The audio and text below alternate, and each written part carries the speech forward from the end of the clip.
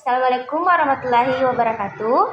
Perkenalkan, nama saya Maya Sapira dengan NIM H0523039 kelas PGSDB di Unsulbar Universitas Sulawesi Barat. Di sini saya bersama narasumber dari SD Negeri 31 Tempo yang bernama Asdalia.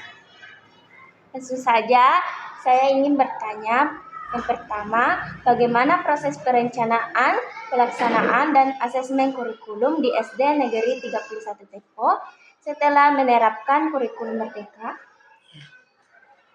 Terima kasih Dek. Sebelumnya saya mohon maaf, kebetulan hari ini suara saya agak panas sedikit ya, tak apa-apa ya. Mengenai pertanyaan yang diajukan adik ini tentang perencanaan, pelaksanaan, dan asesmen yang dilaksanakan sekolah kami ya, SD 31 Tempo. Itu yang pertama itu pertama-tama itu guru dan staf serta keterlibatan orang tua untuk menganalisis kebutuhan siswa. Pertama-tama analisis kebutuhan siswa, kemudian mengetahui latar belakang siswa yang pertama, yang ketiga mengetahui bakat, minat, dan kemampuan siswa. Itu yang pertama sebelum kita merencanakan pembelajaran. Terus yang kedua, pelaksanaan pembelajaran itu sendiri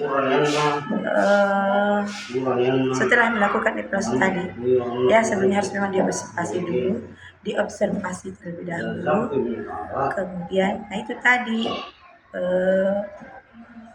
di samping keterlibatan antara pihak sekolah, kepala sekolah ya, guru dan orang tua.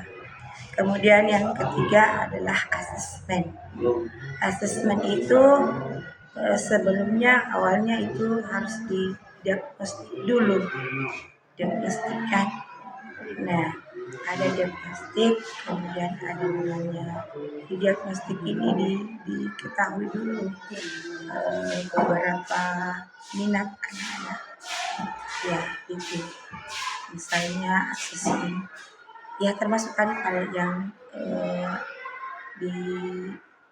di perencanaan itu, termasuk itu di asesmen itu kan sebelumnya itu harus di asesmen dulu, misalnya ada beberapa anak harus diketahui dulu kemampuannya ya, harus diketahui kemampuannya.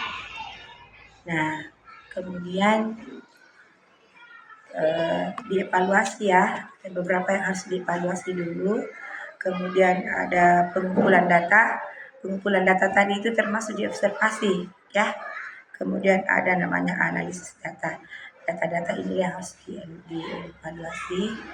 Kemudian bisa menentukan arah pelaksanaan pembelajaran ya.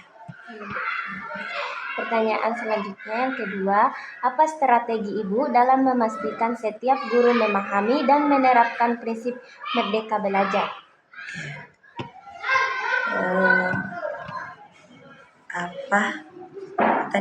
Apa strategi Ibu dalam memastikan setiap guru memahami dan menerapkan prinsip merdeka belajar?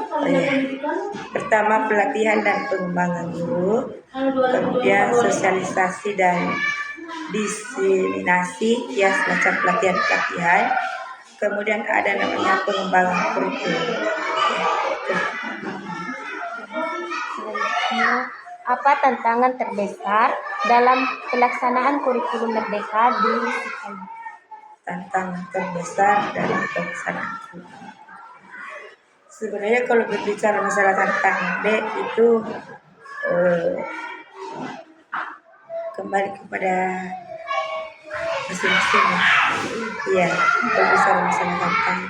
Sebenarnya tantangan itu banyak, termasuk perubahan atau dari kurikulum yang sebelumnya masuk lagi kurikulum berikutnya, masuk lagi kurikulum berikutnya, dan sampai sekarang kurikulum pendekatan berbasis ya, bukan sebenarnya kurikulum merdeka ya, kurikulum merdeka Nah, itu. Jadi ada beberapa tantangan misalnya dari sumber daya.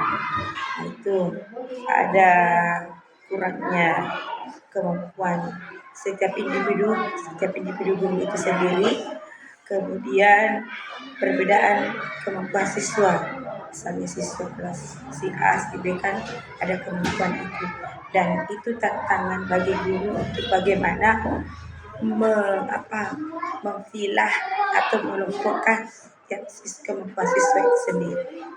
Ya.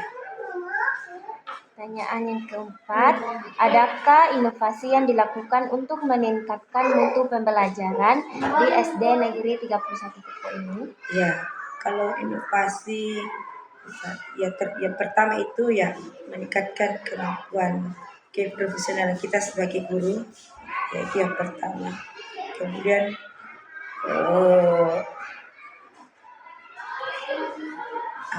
terlibat aktif dalam kemajuan teknologi ya, seperti ada sekarang ini kan. Sekarang kan sudah era namanya AI ya, dan kami sebagai guru itu memang harus mengikuti zaman yang ada sekarang ini. Itu yang perlu. Yang kedua, pembelajaran kolaboratif.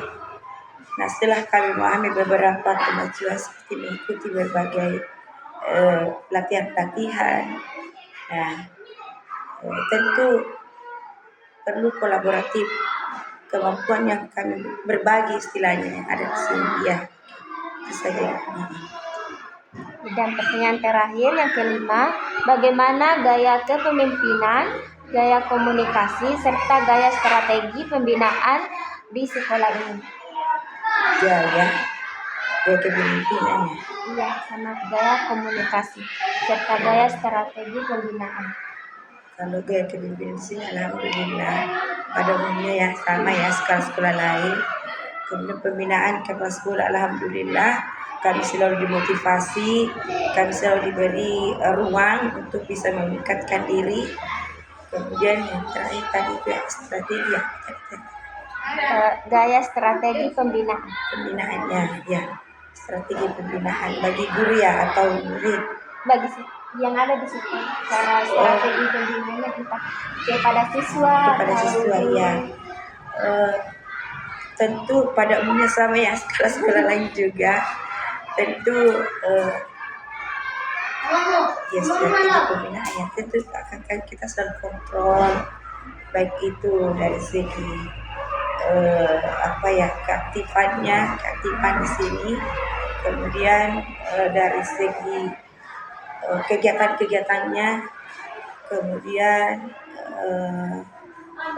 baik kegiatan keagamaan, kegiatan seni, olahraga, semua itu ya ada beberapa sekolah.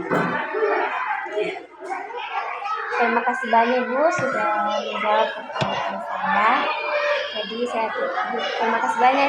Sama-sama. Itulah tadi penjelasan mengenai yang ada di sekolah SD Negeri 31.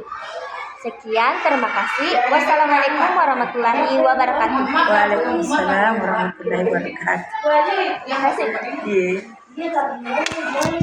Iya.